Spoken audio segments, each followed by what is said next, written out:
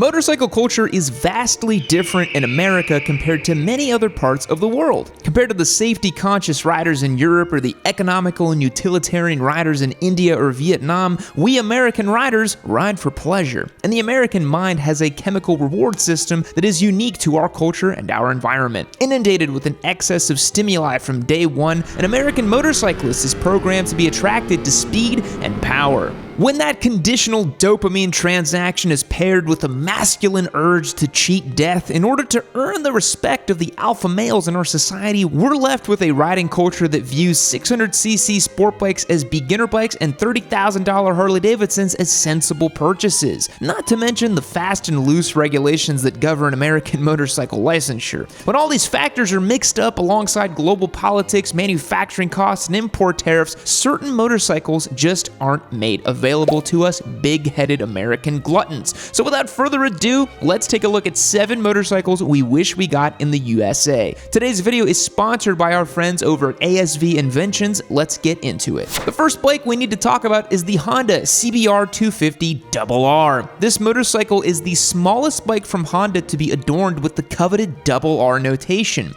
a specification previously held by the Baby Blade, the 4-cylinder 250 that was sold under the same CBR 250RR name in the 80s and 90s. The current CBR 250RR is made by an Indonesia subsidiary of Honda known as Astra Honda Motor. This bike was designed for Asian markets where small displacement motorcycles are far more prevalent for use in dense urban environment. But what separates the CBR 250RR from the CBR 300R, which is sold in the States, is the 249cc parallel twin engine. The use of a smaller parallel twin offers a much different riding experience compared to the 286cc single that Honda uses in the CB, CBR, CRF, and Rebel 300 models. In contrast to a single-cylinder engine, the small twin is able to rev significantly higher, making 40 peak horsepower at 13,000 RPM and not hitting redline until 14,000 RPM. That's a little bit higher than the Yamaha R3 if memory serves me correctly, so that makes it pretty fun. The CBR 250RR also weighs 364 pounds wet, which makes it surprisingly close to the Ninja 400 in terms of its power-to-weight ratio.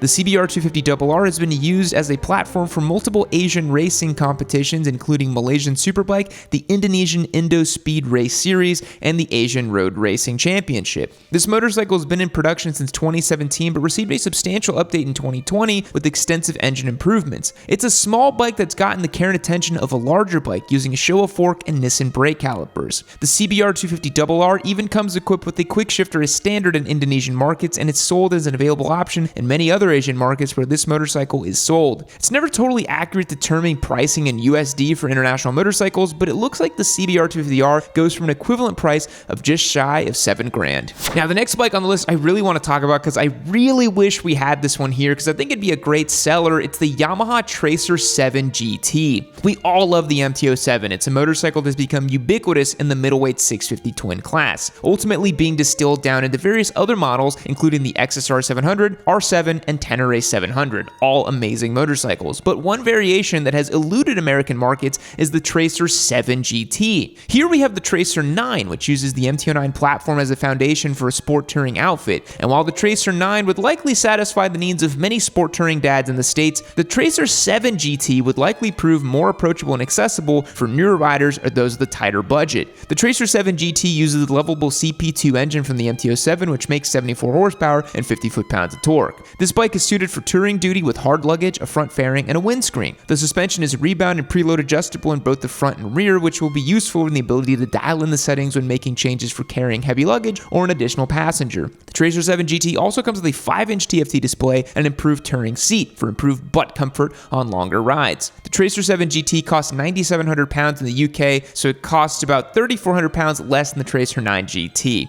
I think the Tracer 7 GT would make a great comparison to the Triumph Tiger 660 I recently rode. I really wish we had this bike here in the States. While it may be hard for an American motorcyclist to contend with the fact that we don't have access to many of the premier motorcycles that they have overseas, like the Yamaha R125 or the MT-15, we can sleep easy knowing that the best aftermarket motorcycle levers are manufactured and sold right here on American soil. ASV has been making their unbreakable levers since 2001 and having since dialed in levers for hundreds of different motorcycles motorcycles, including dirt bikes and street bikes. They're a company owned by riders that makes levers for riders. There are no corners cut with ASV, they just make the best levers and they are stoked to run on their own bikes. The genesis of the unbreakable lever happened with off-road riding, but the same mentality exists for street bikes. Whether you race on track or accidentally take a tumble on the street, ASV has got your back. With the best lever warranty in the game, should you manage to break their unbreakable, ASV will replace them free of charge. They've got levers for practically every bike you can think of, so follow the link below and find your new pair of unbreakable levers from ASV. If you use the code YAMI, you will receive 15% off on your order. That's again code YAMI for 15% off. Follow that link, and thanks again to ASV for supporting today's video.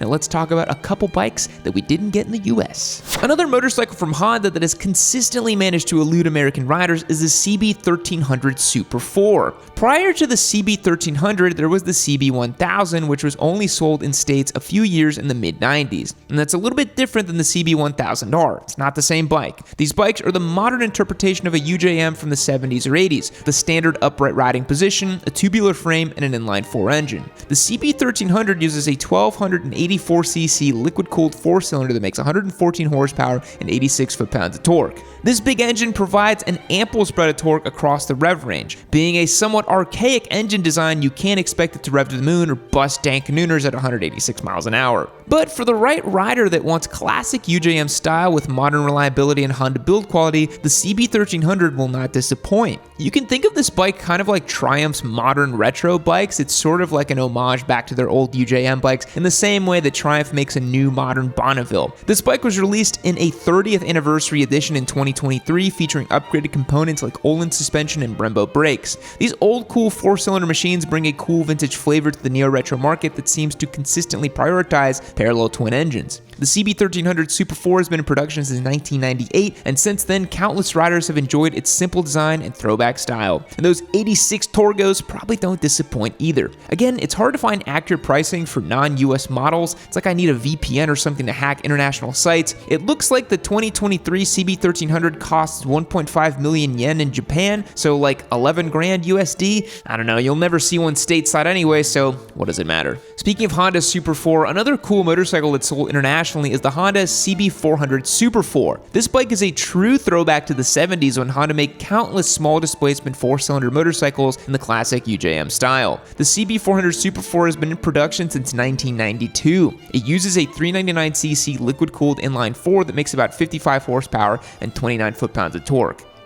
Almost identical to the ZX4RR. Interesting. The CB400 Super 4 encompasses a lot of what we love about bikes like the Honda Hornet 919, having super classic looks, clean lines, comfortable ergos, and the smooth power delivery from a subdued inline 4. After 1999, the Super 4 was upgraded with Honda's VTEC with improved low-mid RPM power delivery while maintaining power at high RPM as well. The Super 4 was continuously updated to see improvements in rideability and to continuously meet tightening emissions regulations. After 2008, this bike saw the implementation of modern components like fuel injection, ABS, digital instrumentation, and LED lighting. Just like the larger CB1300 Super 4, the CB400 isn't in pursuit of being the fastest, lightest, most powerful, or most advanced motorcycle, and despite that, it's been an incredibly popular platform internationally. These classically styled bikes exist in stark contrast to the rest of the naked and hyper-naked bike market, and all of the exorbitant expectations that come with it. Unfortunately, this motorcycle has been available in the Japanese market for 30 years. It was subsetted after the 2022 model year due to tightening emissions regulations. And since they no longer produce them and we have like zero audience in Japan, I'm not even gonna go look for the price. Since the Kawasaki ZX4RR was recently introduced to the American market, it has made a bit of a splash. It is fawned over by the general sport bike enthusiasts for its novel riding experience, offering screaming 4-cylinder thrills at speeds that more closely resemble those recommended by your local municipality.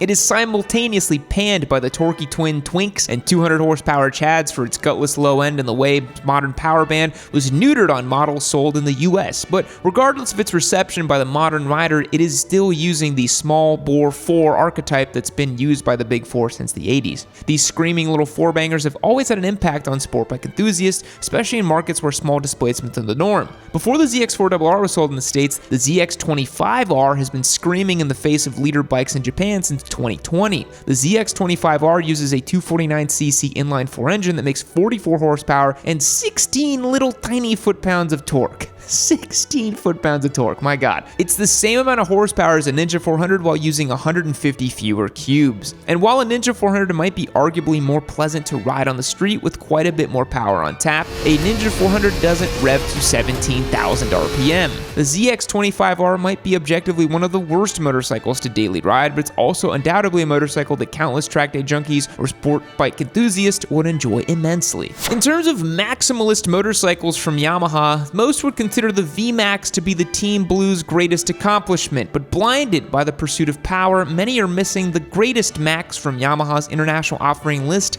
the T-Max. The T-Max is Yamaha's premier sports scooter. I'm not even sure how many American riders even knew such a category existed, but alas, Yamaha has an entire catalog of sports scoots for the CVT curious riders overseas. And while the normal X-Max 300 is sold in the States, only outside of the US they sell the T-Max. The T-Max, short for Tech Max, is Yamaha's push into the final frontier of scooter utopia. The T-Max has a 560cc parallel twin engine that makes 44 horses and 33 foot-pounds of torque. Putting this power down to the rear wheel is a single-speed CVT transmission, which means you just have to twist the throttle and go, leaving all your worries behind you. The T-Max is one of the most aggressive-looking scooters ever sold as well, with sharp angular fairings and a menacing headlight scowl. This scooter has a full-blown tech package as well, and rightfully so considering the name of this machine. It has a 7-inch TFT display with smartphone connectivity, cruise control that is adjustable electronically via Yamaha's chip control throttle, and it even has keyless ignition. Not to mention the heated seat, heated grips, and switchable ride modes. If there ever was a scooter that would appeal to American sensibilities of bigger and better, you'd think it'd be the T-Max, but alas, Yamaha is out here blue-balling all these patriotic scooter simps.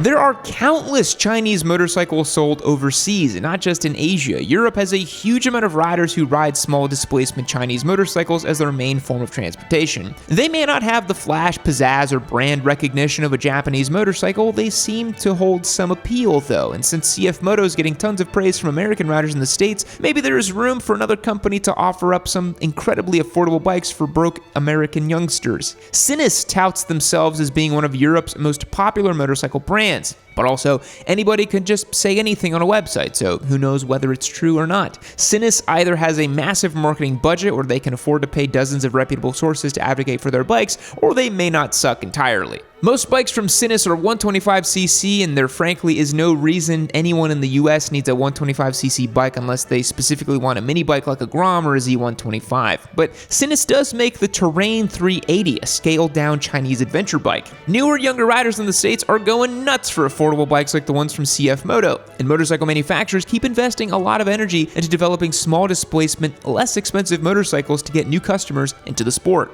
Not to mention the sheer popularity that ADV bikes have these days, so hey, maybe a SINNIS would be well received. The 380cc parallel twin is making 37 horsepower, it has a 17-inch tire setup for fire roads or some Starbucks excursions, and like many Chinese bikes these days, the Terrain is outfitted with some features for implied value like a TFT display and LED lighting all around. The whole package runs just 4,500 pounds, equivalent to 5,700 USD, and comes with a 3-year warranty.